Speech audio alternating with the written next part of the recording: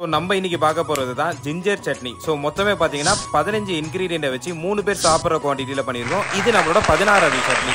So முதல்ல எப்பவும் போல் ஒரு பேன் ஒன்று எடுத்துக்கோங்க. அதில் வந்து ஆயில் ஊற்றிக்கோங்க.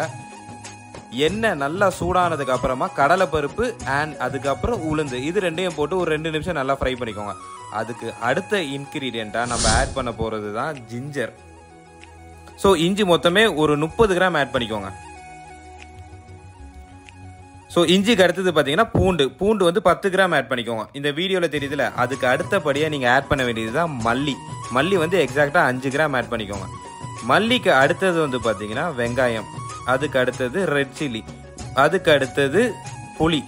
எல்லாமே ஒரு இன்க்ரீடியண்ட் ஆட் பண்ணும்போது 2 நிமிஷம் நல்லா வதக்கிக்கோங்க. வதக்கிட்டு அதுக்கப்புறமா ஆட் பண்ணுங்கள். ஸோ ஃபைனலாக சால்ட்டு கல் உப்பு வந்து 5 கிராம் ஆட் பண்ணிக்கோங்க. ஸோ ஃபைனலாக இந்த வீடியோவில் தெரியுதுல, இதே மாதிரி தான் இருக்கும். ஸோ இப்போ நம்ம வதக்கினதை ஆற வைக்க போகிறோம். ஆறினதுக்கு அப்புறமா ஜாரில் ஷிஃப்ட் பண்ணிவிட்டு 100 கிராம் தண்ணியை கொஞ்சம் கொஞ்சமாக ஊற்றி அரைச்சி வச்சுக்க போகிறோம். அண்ட் தென் நம்ம எல்லா வீடியோவில் சொன்ன அதே மெத்தடில் தாளிக்க போகிறோம்.